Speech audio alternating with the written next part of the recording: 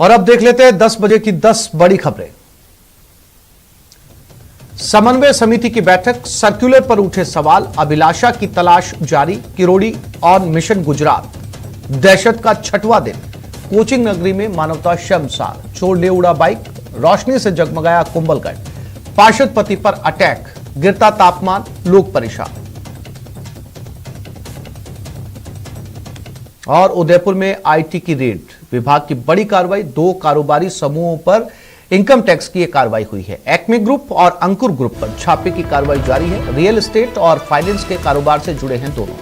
उदयपुर में 35 ठिकानों पर छापे की कार्रवाई जारी। मुंबई में भी 2 ठिकानों पर आयकर विभाग की रेड चल रही है।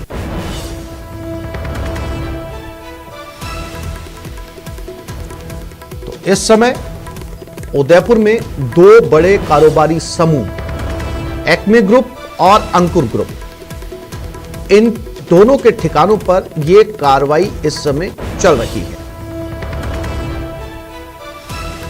आयकर विभाग ये कार्रवाई कर रहा है। रियल एस्टेट और फाइनेंस के कारोबार से ये दोनों ग्रुप जुड़े हैं। कपिल हमारे साथ उदयपुर से लाइव जुड़ गए, उनके पास चलते हैं।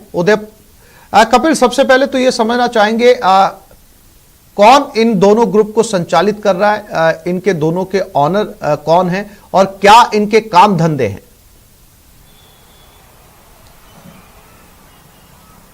देखिए, सबसे पहले मैं आपको तस्वीरें दिखाऊंगा। हम इस समय ग्राउंड जीरो पर मौजूद हैं। जिस जगह पर इनकम टैक्स की कार्रवाई चल रही है उसी जगह पर हम मौजूद हैं। और आप देखिए कि ये वो तस्वीरें हैं जिस ग्रुप पर इनकम टैक्स की टीम आज सुबह पहुंची थी और अपनी जो कार्रवाई है उसको यहाँ पर शुरू किया था। कई सारे जो बिजनेस हैं वो इस ग्रुप के द्वारा संचालित किए जाते हैं। मुख्य रूप से इनका फाइनेंस का बिजनेस जो है वो अब तक सामने आया है। देखिए, एक्मे ग्रुप का ये ऑफिस है। इस ऑफिस के अंदर जो कार्रवाई है वो टीम की जो सदस्य वो लगातार कर रहे हैं। आप देखिए, ये एक्सक्लूसिव तस्वीरें हैं जो कि हम ग्राउंड जीरो से सीधी दिखा रहे हैं कि कौन सी जगह पर इनकम टैक्स की टीम सबसे पहले पहुंची थी और अपनी कार्रवाई को उन्होंने शुरू किया था। ये एक्मे ग्रुप का हेड ऑफिस है। यहाँ पर आप देखिए कि एक्मे टीवीएस का एक शोरूम है। इसके अलावा एक्मे फाइनेंस का ऑफिस है। आसान लोन नाम से भी एक्मे लोन्स की एक ब्रांच है। तो कई सारे तरह के बिजनेस जो है वो एक्मे ग्रुप द्वारा यहाँ पर चलाए जाते थे। और ये लगातार जो है इनकम टैक्स की जो टीम है उनकी सर्विलेंस पे थे। कई तरह की शिकायतें जो हैं वो इनकी सामने आ रही थी और पूरी छानबीन करने के बाद में, सर्विलेंस पे रखकर सारे दस्तावेज इकट्ठे करने के बाद में आज इनकम टैक्स की टीम ने अपनी कार्रवाई को शुरू किया है। आज सुबह इनकम टैक्स की टीम ने लगभग 35 ठिकाने उदयपुर में बताए जा रहे हैं, जो कि 2 प्रमुख जो व्यवसायी हैं जिसमें फाइनेंस व्यवसायी और दूसरे रियल एस्टेट के व्यवसायी हैं, दोनों ठिकानों पर कार्रवाई जो है वो इनकम टैक्स की टीम द्वारा शुरू की गई। उदयपुर में 35 ठिकाने बताए जा रहे हैं। इसके अलावा 2 ठिकाने मुंबई में बताए जा रहे हैं, जो कि इन्हीं ग्रुप के बताए जा रहे हैं कि इन्हीं ग्रुप के जो मुंबई के ऑफिस हो सकते हैं, वहां पर भी इनकम टैक्स की टीम एक साथ पहुंची थी। इनकम टैक्स की टीम ने पूरी तैयारी की थी।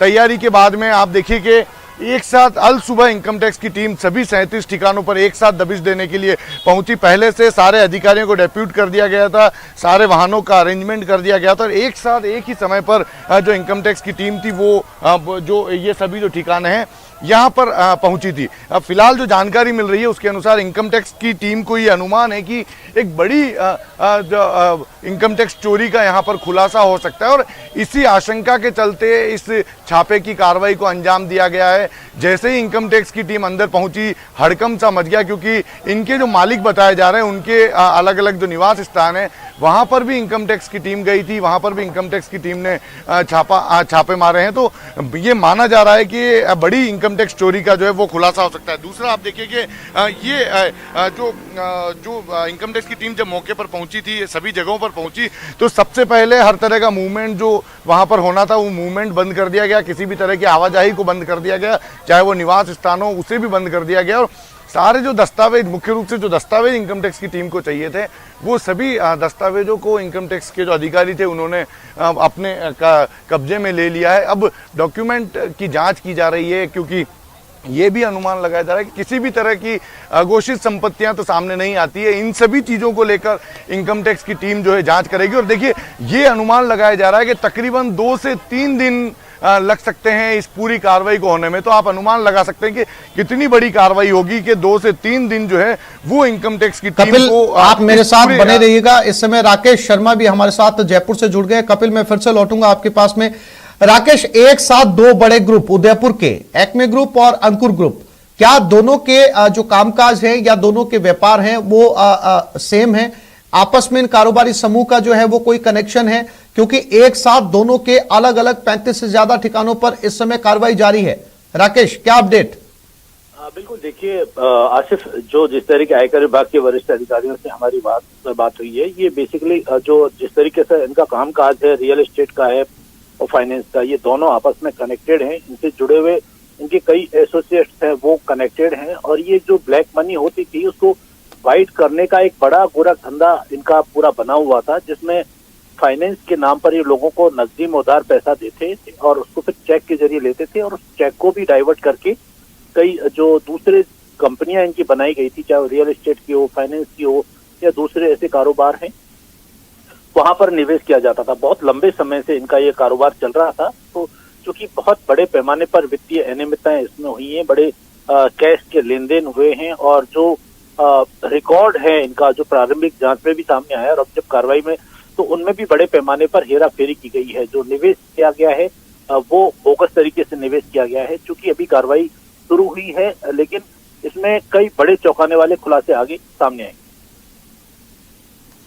जी राकेश, जानकारी के लिए आपका धन्यवाद। हमारे साथ उदयपुर से लगातार कपिल शेमाली इस समय जुड़े हुए हैं। कपिल, जैसा कि राकेश भी बता रहे थे, चूंकि अभी जांच शुरू हुई है, लेकिन जाहिर सी बात है कि दोनों ग्रुप लगभग एक ही बिजनेस के अंदर हैं, तो कहीं ना कहीं इनका कनेक्शन आपस में भी होगा, व्यापारिक समझौते भी होंगे। एक ही बिजनेस के अंदर दोनों ग्रुप डील कर रहे हैं।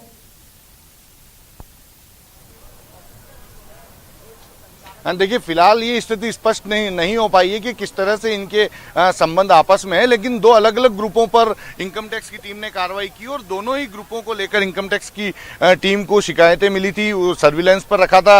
आप देखिए कि जो इनकम टैक्स डिपार्टमेंट ने जिन वाहनों को हायर किया है, उन वाहनों की आवाजाही लगातार जारी है। जो अलग अलग ठिकाने, वहां से टीम के मेंबर्स को एक ठिकाने से दूसरे ठिकाने पर लाने के लिए जो वाहन है वो लगातार दौड़ते हुए नजर आ रहे हैं। आवाजाही जो है वाहनों की वो लगातार जारी है। और ये देखिए कि आप, ये सवीना चौराहा है और सवीना चौराहे पर ये एक्मे का हेड ऑफिस बताया जाता है कि एक्मे के सारे जो बिजनेस हैं वो इसी जगह से संचालित किए जाते हैं।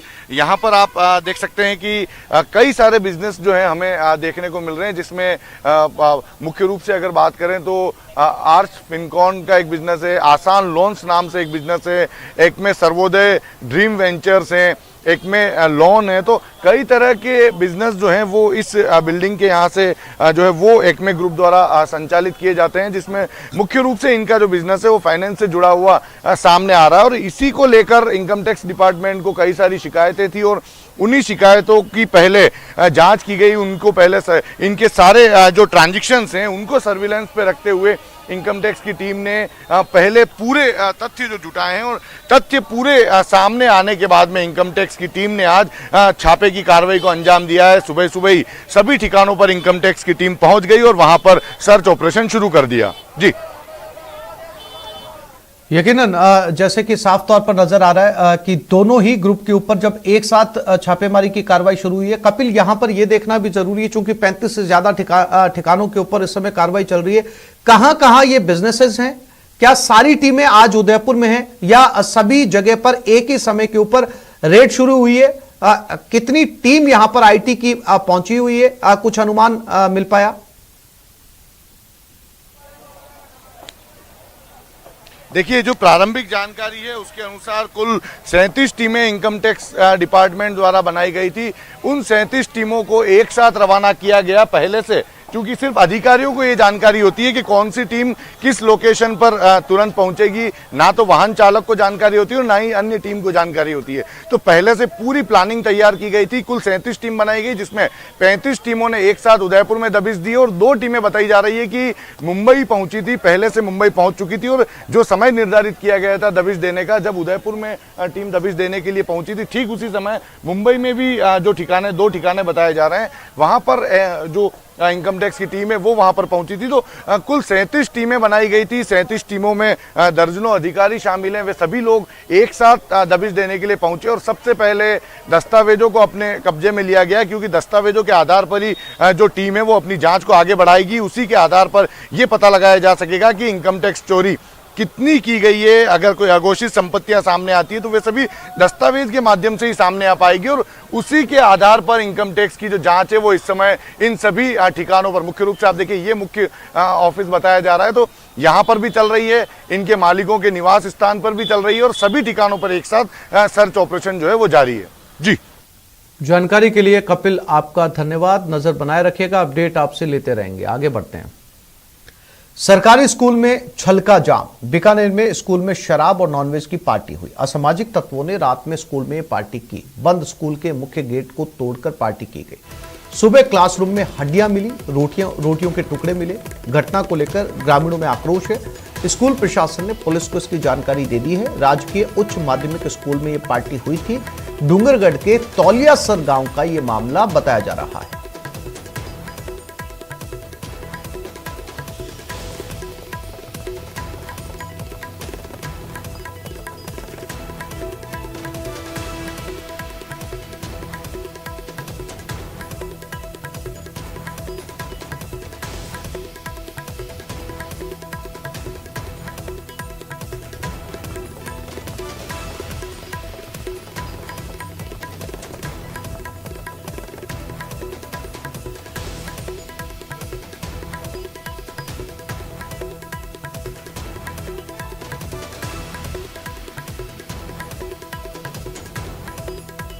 और टोंक में न्यूज 18 की खबर का बड़ा असर। मुख्य जिला शिक्षा अधिकारी ने विवादास्पद आदेश वापस किया। जिले के स्कूलों से मस्जिद मज़ारों की जानकारी मांगी थी। केसी कोहली बोले फर्जी कॉल के खिलाफ कराएंगे मामला दर्ज।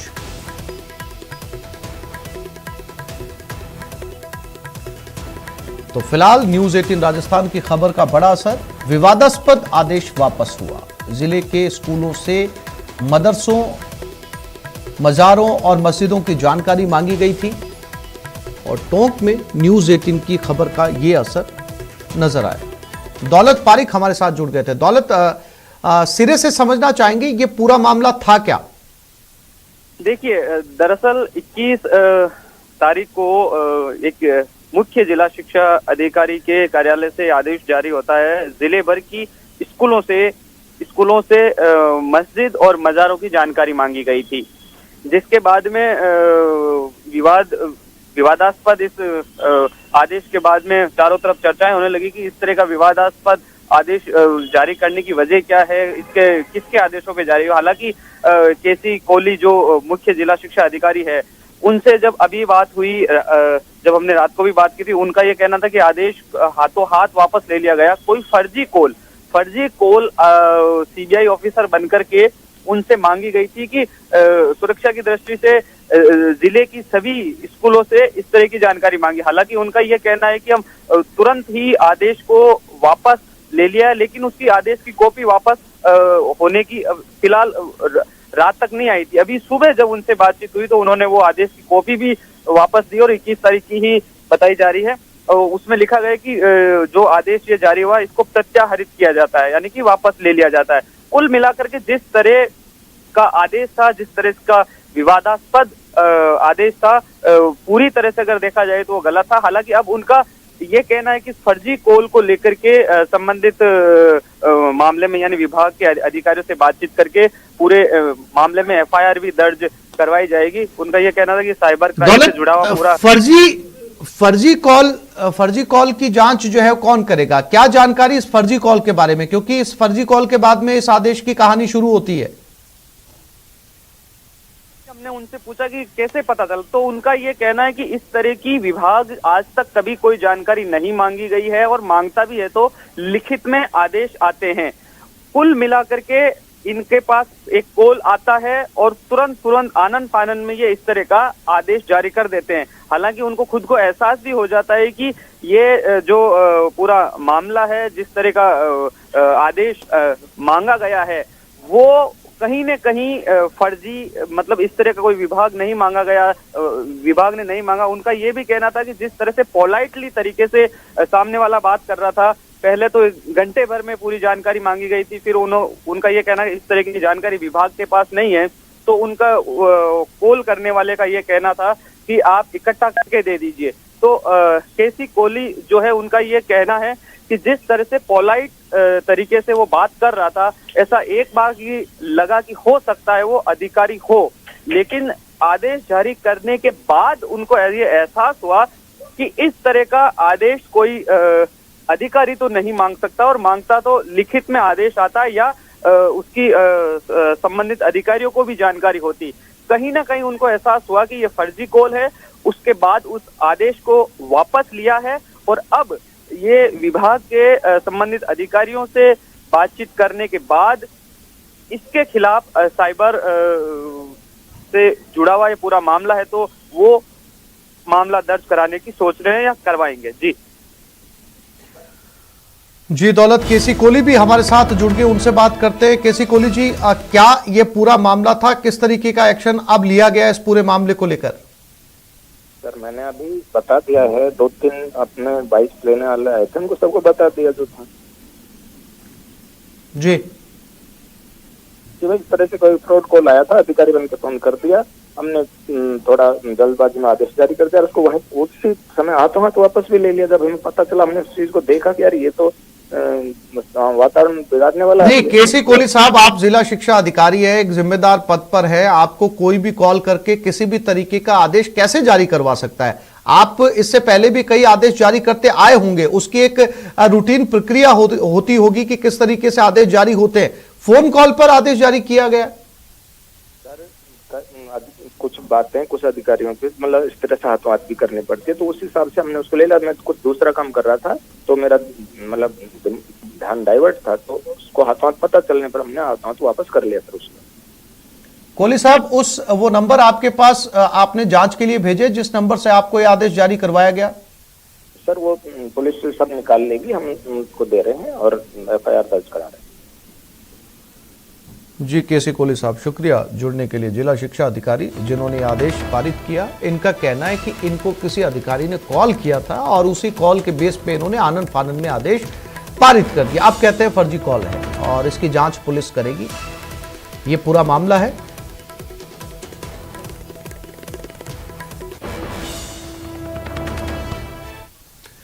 और जयपुर में पूर्व राज्य मंत्री की बेटी का अपहरण मामला, 40 घंटे बाद भी अभिलाषा का सुराग नहीं मिला। 11 बजे शहीद स्मारक जाएंगे गोपाल केसावत।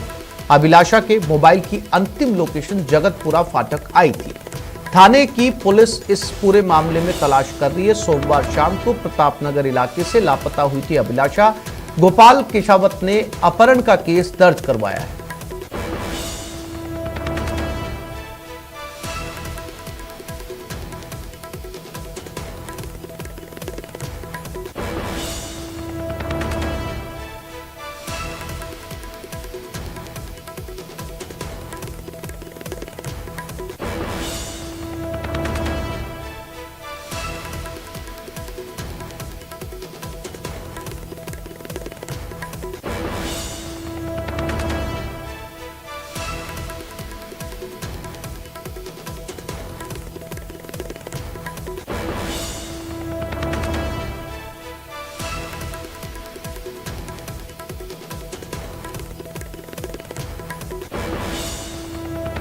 और इसी खबर पर हमारे साथ विष्णु शर्मा लाइव जुड़ गए।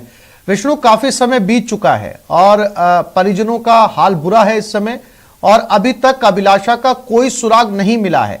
हालांकि पुलिस अपनी जांच को बहुत सार्वजनिक या डिस्क्लोज नहीं करती है आमतौर पर, लेकिन जो भी जानकारी मिली है उसके मुताबिक ये जांच पहुंची कहां तक है?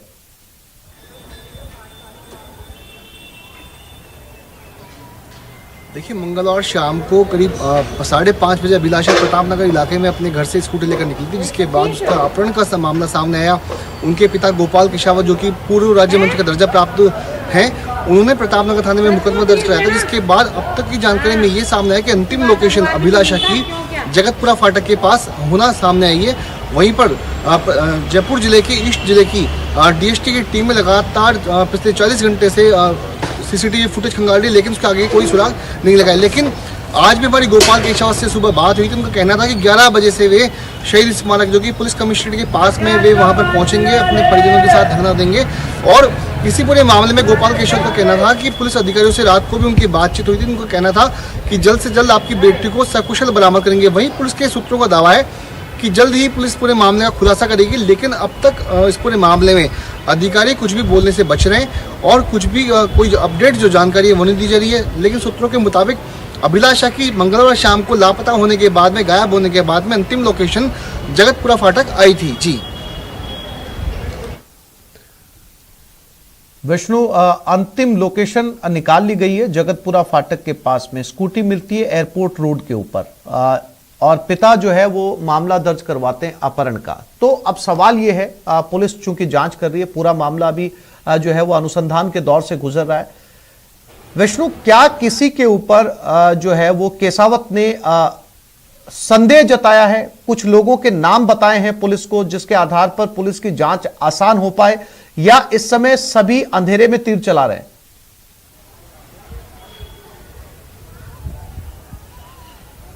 देखिए, मंगलवार शाम को अभिलाषा के गायब होने के बाद में गोपाल केशवावत ने 6:05 पर प्रतापनगर थाने को सूचना दी थी, जिसके बाद वे प्रतापनगर थाने पहुंचे और वहां पे एक मुकदमा दर्ज करवाया, जिनमें एक महिला के सहित करीब आधा दर्जन लोगों के खिलाफ उन्होंने नामजद मुकदमा दर्ज करवाया। साथ ही उन पर संदेह जताते हुए आरोप भी लगाया। इसके बाद देर रात तक उस महिला और उसके अलावा अन्य लोगों को थाने लाया गया, उनको पूछताछ के लिए किया। देर रात तक उनसे पूछताछ की गई, जिनमें महिला ने गोपाल केशवावत पे कुछ लाखों रुपए का लेन देन का मामला और उसके रंजिश में ही उसका नाम लिखवाने की बात कही है।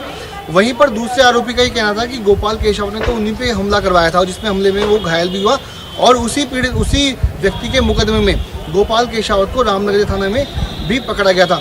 वहीं पर गोपाल केशवावत का कहना है कि पूरे मामले में राजनीतिक प्रतिद्वंदी जो हैं, उसके अलावा जिनसे उनका लगातार उनको जान से मारने की धमकियां मिल रही थी, संभवतः उन्हीं लोगों ने उनकी बेटी का अपहरण किया, ऐसा उनका गोपाल केशवावत का अंदेशा है। वहीं अब बात आती किसी लव अफेयर की किसी के बारे में, तो न्यूज 18 ने गोपाल केशवावत से इस बात में भी खुल करके बात की थी, क्या कोई अफेयर का कोई मामला है या फिर किसी और तरीके का मामला कि अभिलाषा कहीं चली गई होती है। लेकिन उन्होंने साफ इनकार कर दिया कि इस तरह कोई मामला नहीं है, उनके बेटी का अपहरण किया गया है। और कुछ वो 2 युवक कौन थे जिनका एयरपोर्ट के जो तिराया था, जहां पर अंतिम प्रत्यक्षदर्शी ने ये बताया कि किसी युवती का 2 लड़कों के साथ में वहां पे छीना झपटी चल रही थी, आपस में झगड़ा चल रहा था, जिसके बाद में गाड़ी में अभिलाषा को ले जाया गया। और उसी जगह पर जहाँ पे एयरपोर्ट की तिराया था, वहीं स्कूटी मिलती है अभिलाषा की। तो कई सारे सवाल जो है खड़े हो रहे हैं, लेकिन जिन लोगों पे आरोप लगाए जा रहे हैं वे खुद गोपाल केशवावत पे आरोप लगाने लगे। तो ऐसे में पुलिस की जांच भी उलझ के रह गई, लेकिन अंतिम लोकेशन जगतपुरा ही है और पुलिस का दावा है कि आने वाले वक्त में कुछ घंटों के बाद में इस पूरे मामले का पटाक्षेप होगा और अभिलाषा को जल्द से जल्द सकुशल बरामद कर लिया जाएगा। वहीं गोपाल केशवावत का कहना है कि आज सुबह 11 बजे वे अपने परिजनों के साथ में शहीद स्मारक पहुंचेंगे, जो कि कमिश्नरेट के बिल्कुल पास में, वहीं पर धरना देंगे। और वे लगातार गुहार करते आ रहे हैं कि जल्द से जल्द अभिलाषा मिल जाए। जी विष्णु, आपने बताया कि सीधे तौर पर तो कोई नाम नहीं सामने आ रहा, लेकिन राजनीतिक प्रतिद्वंदता हो सकती है। अब जाहिर सी बात है कि एक बहुत बड़ा इशारा जो है केसावत ने पुलिस को दिया है, तो वो राजनीतिक प्रतिद्वंदता किसके साथ है, वो कौन लोग हैं, क्या उनके साथ भी पुलिस की पूछताछ हो रही है? कुछ संभावित नाम केसावत ने पुलिस को बताए?